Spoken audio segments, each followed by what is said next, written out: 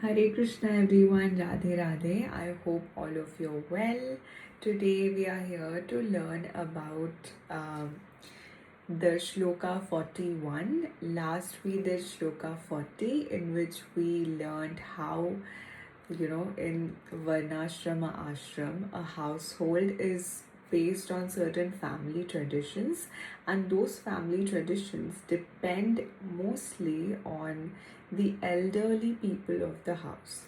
So today we are going to discuss how Arjuna is talking about what happens if the elderly people of the house are killed and what he is afraid of, which is mostly crumbling of the family traditions, right? So let's start with shloka number 41. Shankaro narakaiva kulaghanam kulasya chaha patanti pitaro he esham lupta pindodaka kriyaha, which means अवांछित संतानों की वृद्धि से निश्चय ही परिवार के लिए तथा पारिवारिक परंपरा को विनष्ट करने वालों के लिए नारकीय जीवन उत्पन्न होता है। ऐसे पतित कुलों के पुरखे पितर लोग गिर जाते हैं क्योंकि उन्हें जल तथा पिंड दान देने की क्रियाएं समाप्त हो जाती है। सकाम कर्म के विधि विधानों के अनुसार कुल के पितरों को समय समय पर जल तथा पिंड दान दिया जाना चाहिए। यह दान विष्णु पूजा द्वारा किया जाता है क्योंकि विष्णु को अर्पित भोजन के उच्चिष्ट भाग प्रसाद के खाने से सारे पाप कर्मों से उद्धार हो जाता है। कभी कभी पितरगण विविध प्रकार के पाप कर्मों से ग्रस्त हो सकते हैं और कभी कभी उनमें से कुछ को स्थूल शरीर प्राप्त न हो सकने के कारण उन्हें प्रेतों के रूप में सूक्ष्म शरीर धारण करने के लिए बाध्य होना पड़ता है। अतः जब वंशजों द्वारा पितरों को बचा प्रसाद अर्पित किया जाता है तो उनका प्रेत योनि या अन्य प्रकार के दुखमय जीवन से उद्धार होता है। पितरों को इस तरह की सहायता पहुंचाना कुल परंपरा है और जो लोग भक्ति का जीवन यापन नहीं करते उन्हें ये अनुष्ठान करने होते हैं। केवल भक्ति करने से मनुष्य सैकड़ों क्या हजारों पितरों को ऐसे संकटों से उबार सकता है। भगवान ने कहा है, भागवत में कहा गया है, देवर्षि भूता प्रीणात पितृणा न किंकरो नायमृणी च राजन सर्वात्मानाय शरणं शरणं गतो मुकुंद परित्यक्तम्। जो पुरुष अन्य समस्त कर्तव्यों को त्याग कर मुक्ति के दाता मुकुंदा के चरण कमलों की शरण ग्रहण करता है और इस पथ पर गंभीरता पूर्वक चलता है, वह देवताओं, मुनियों, सामान्य जीवों, स्वजनों, मनुष्यों या पितरों के प्रति अपने कर्तव्य या ऋण से मुक्त हो जाता है। श्री भगवान की सेवा करने से ऐसे दायित्व अपने आप पूरे हो जाते हैं।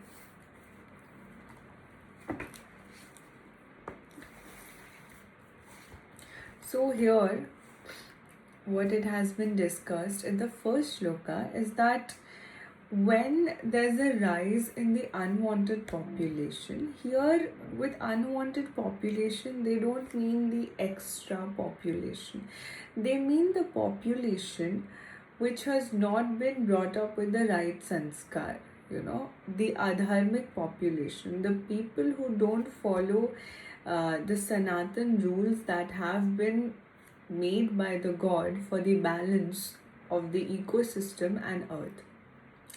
So when the unwanted population increases, there is an increase in a hellish situation in the family. So usually in that type of family there is no peace, and the direction of the family is directed towards a very wrong direction. Instead of directing everything towards God and towards a purpose, it's directed more towards Maya and illusion, which is most of the reality of Kali Yuga.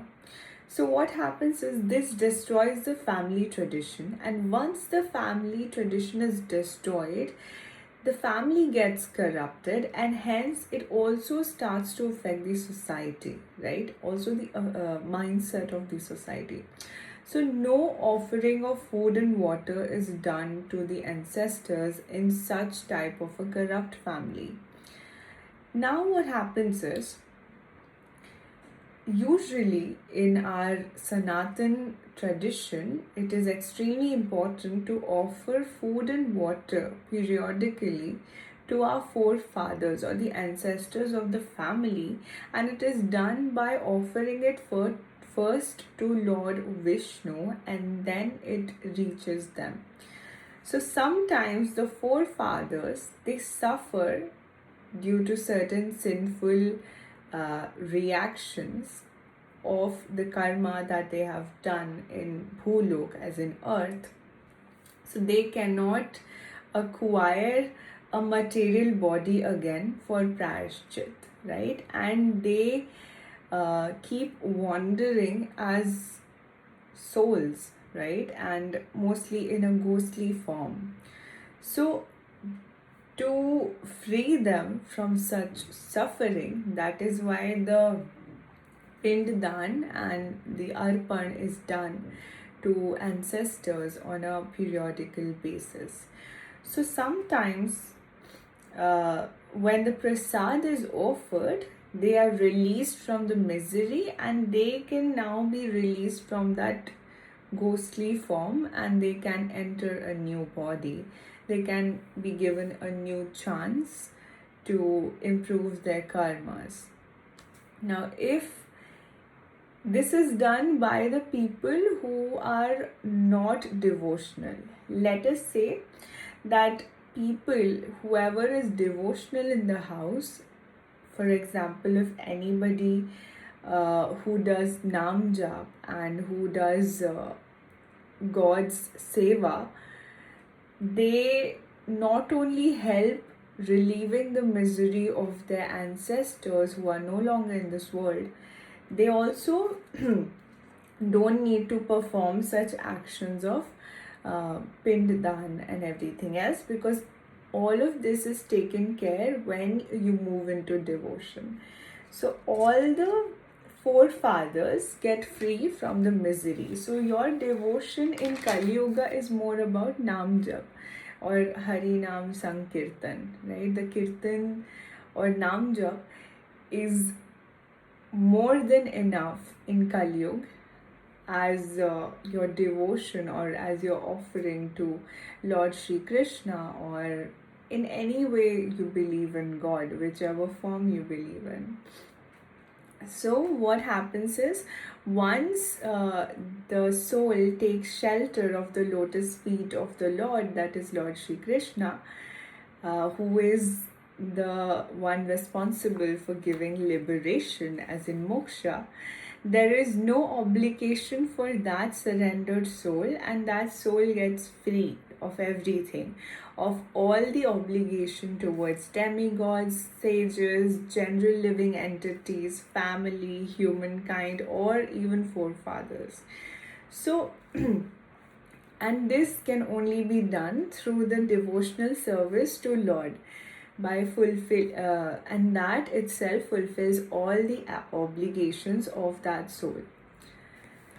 So this is what is written in the 41 Shloka.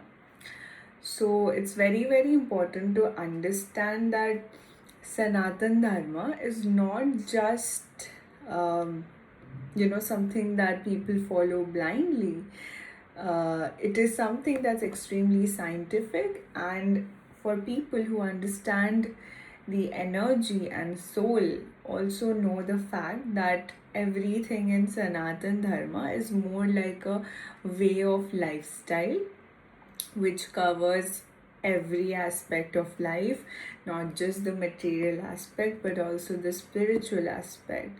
So the world is not just how much you can see with your two eyes. There are things beyond that. There are energies beyond that, both good and bad.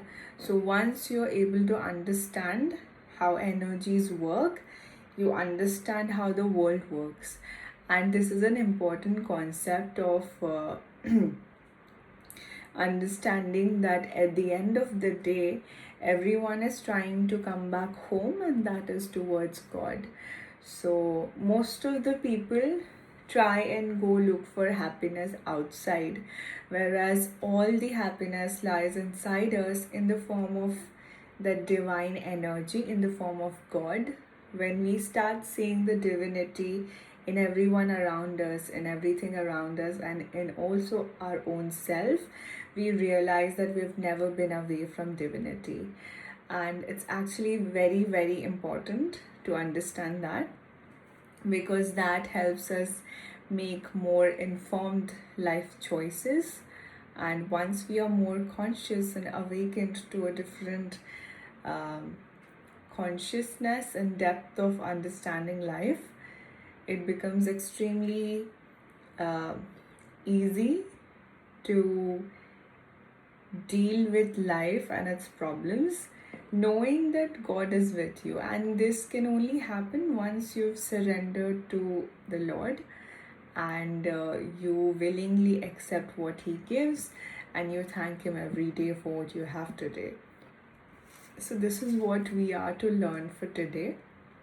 Tomorrow I will be back with Shloka 42 and we'll be discussing more on that.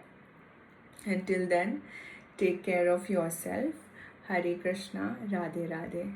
And please share the video, like the video, also subscribe to my channel. It really helps me stay more motivated and bring in more valuable content for all of you. Thank you so much for supporting the channel until now. And in case you have any doubts or anything that you feel curious about, make sure to comment it down and write it in a question form. Maybe in next video I can come up with this, with the answer for that. And until then, take care of yourself. Radhe Radhe.